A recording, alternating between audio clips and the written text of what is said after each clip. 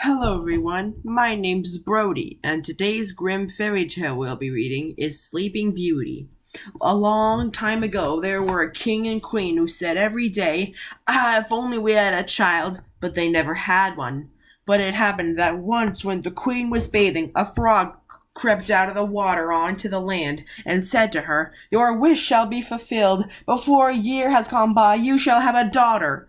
What the frog had said came true, and the queen had a little girl who was so pretty that the king could not contain himself for joy and ordered a great feast. He invited not only his kindred, friends, and acquaintance, but also the wise woman in order that they might be kind and well disposed towards the child.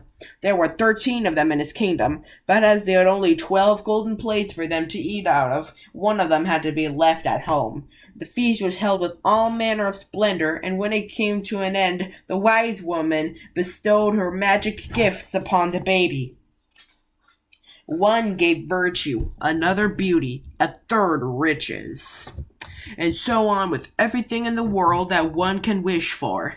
When 11 of them had made their promises, suddenly the 13th came in. She wished to avenge herself for not having been invited, and without greeting or even looking at anyone, she cried with a loud voice, "The king's daughter shall in her 15th year prick herself with the spindle and fall down dead."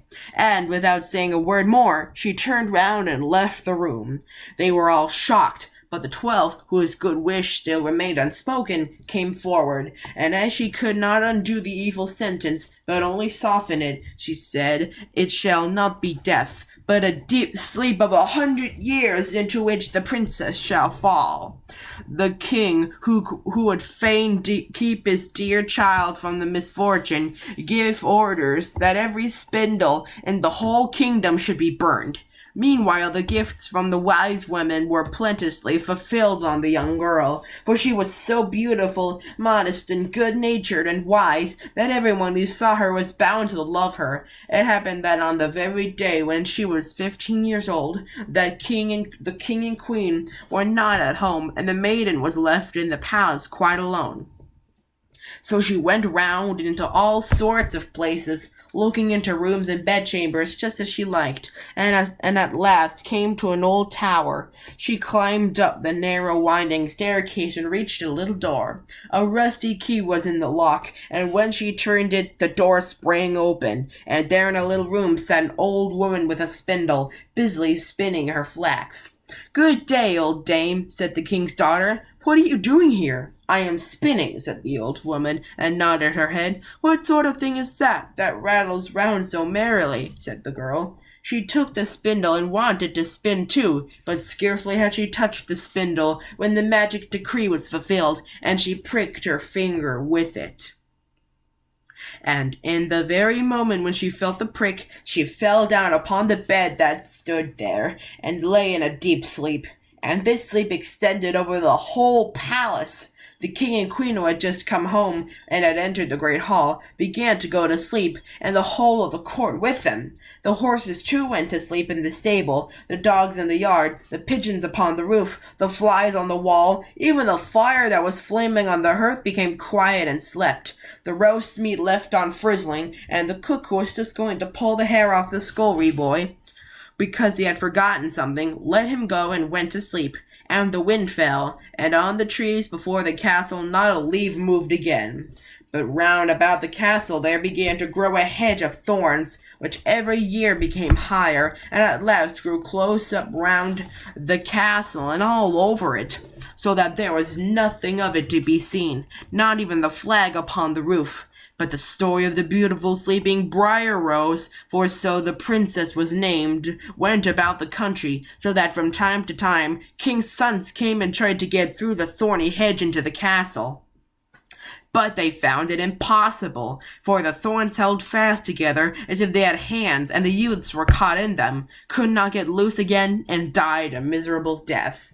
After long, long years, a king's son came again to that country, and heard an old man talking about the thorn hedge, and that a castle was here. and that a castle was said to stand behind it in which a wonderfully beautiful princess named Briar Rose had been asleep for 100 years, and that the king and queen and the whole court were asleep likewise. He had heard too from his grandfather that many kings' sons had already come and had tried to get through the thorny hedge, but they had remained sticking fast in it and had died a pitiful death. Then the youth said, "I am not afraid. I will go and see the beautiful Briar Rose." The good old man might dissuade him as he would. He did not listen to his words. But by this time the 100 years had just passed, and the day had come when Briar Rose was to wake again. When the king's son came near to the thorn hedge, it was nothing but large and beautiful flowers, which parted from each other from their own accord, and let him pass unhurt. Then they closed again behind him like a hedge. In the castle yard he saw the horses and the spotted hounds lying asleep. On the roof sat the pigeons with their heads under their wings, and when he entered the house the flies were asleep upon the wall. The cook in the kitchen was still holding out his hand to seize the boy, and the maid was sitting by the black hen which she was going to pluck.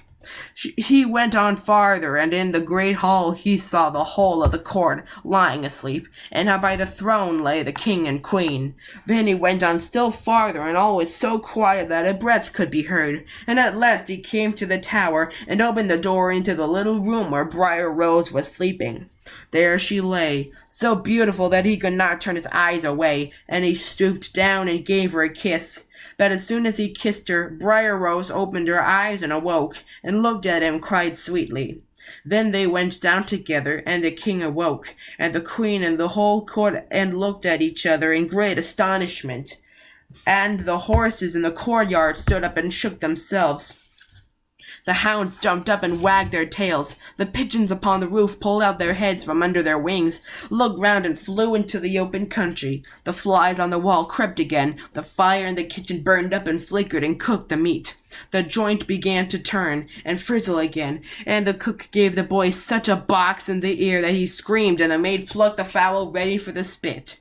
Then the marriage of the king's son with Briar Rose was celebrated with all splendor, and they lived contented to the end of their days. Be sure to like, comment, subscribe, and hit the notification bell so that way you won't miss any of my new episodes. This is Brody signing out.